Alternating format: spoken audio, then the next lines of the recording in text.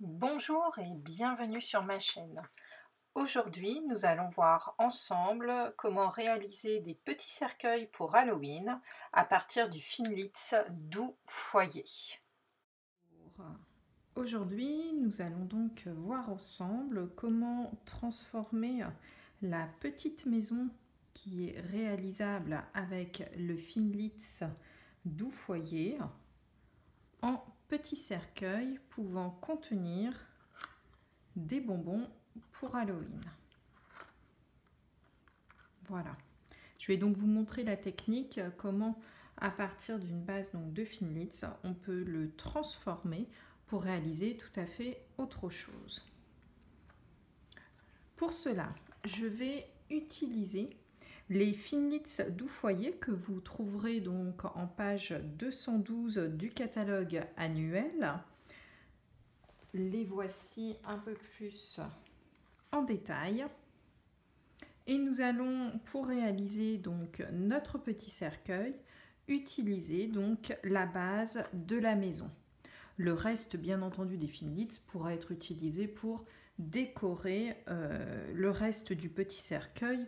J'ai notamment, moi ici, utilisé les petites chauves-souris que vous retrouvez donc ici. Pour réaliser notre petit cercueil, vous allez devoir découper deux bases dans une feuille A4. Dans la moitié d'une feuille A4, sachez que si vous positionnez correctement vos Finlitz, vous pourrez économiser votre papier. Il vous suffit tout simplement de placer comme ceci sous la Big Shot le premier et ensuite le second vient se placer ici. Donc avec la moitié d'une feuille A4, vous pouvez donc réaliser un petit cercueil.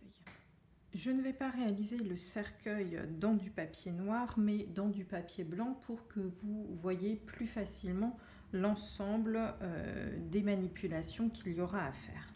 Une fois donc passé et découpé à la Big Shot, vous obtenez ces formes-ci. Vous allez ensuite avoir besoin du Simpliscore, comme ceci, avec, j'en suis désolée, la base en pouces. Exceptionnellement, je vais vous faire travailler en pouces. Pour cela, je vais essayer de me positionner correctement pour que vous voyez la manipulation. Vous allez, voilà, je vais me mettre comme ceci, je pense que ce sera plus simple pour vous. Vous allez positionner votre motif comme ceci, en positionnant bien donc le plus grand des côtés ici. Vous allez ensuite réaliser un pli à 7/8e. Donc c'est la petite barre juste avant le 1 pouce. Et vous allez réaliser ici une première marque. Vous allez ensuite plier votre morceau de papier comme ceci. Et vous allez le positionner toujours ici de telle sorte que les deux petites pointes touchent bien le bout. Et vous allez refaire un pli ici sur toute la longueur, donc à 1/2 pouce. Donc la plus grande barre ici entre le 0 et le 1, celle-ci. Et vous positionnez là. Vous faites cette opération sur les deux morceaux. Afin que vous voyez mieux donc les découpes, je le rapproche un petit peu, je me mets sur un fond noir. J'ai donc ici une découpe supplémentaire là et une découpe ici sur la pointe. Sur les deux formes, vous allez découper ici la petite marque qui sert normalement au montage de la petite maison. Pareil de l'autre côté, comme ceci.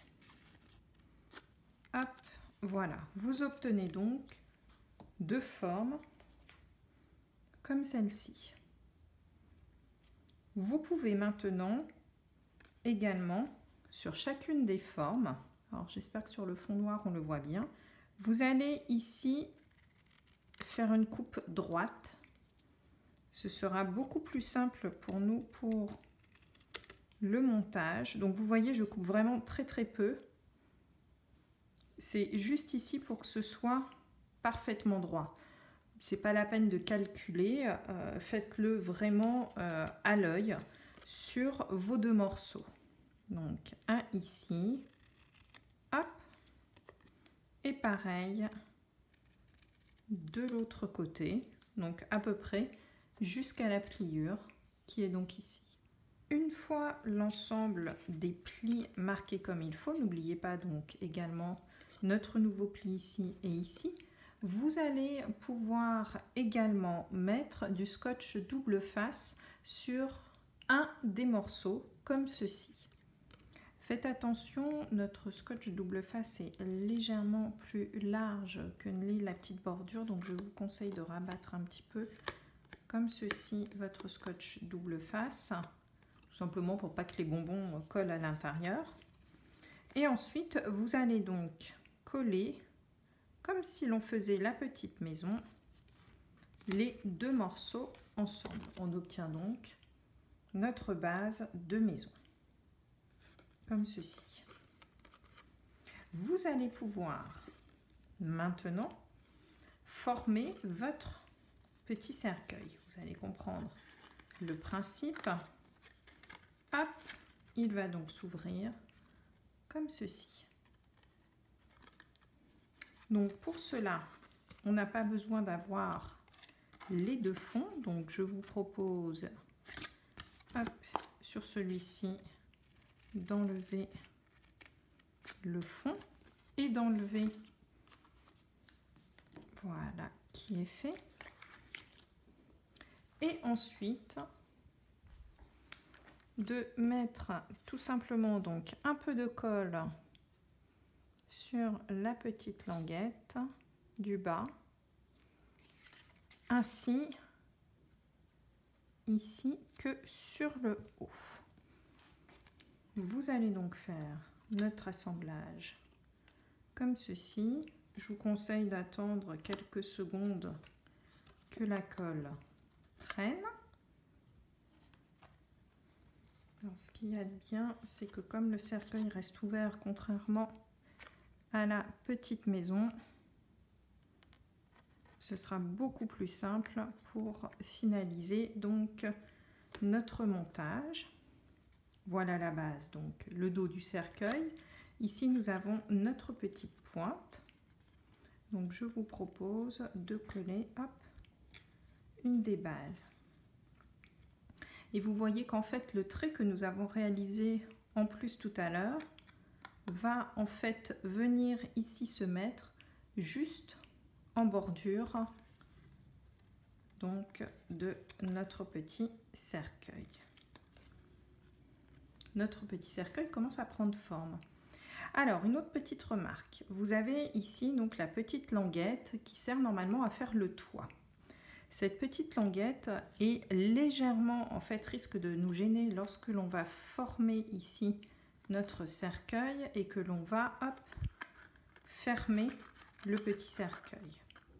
Donc, ce que je vous conseille vivement, c'est ici de couper éventuellement, vraiment au bord, un petit millimètre, ce qui dépasse.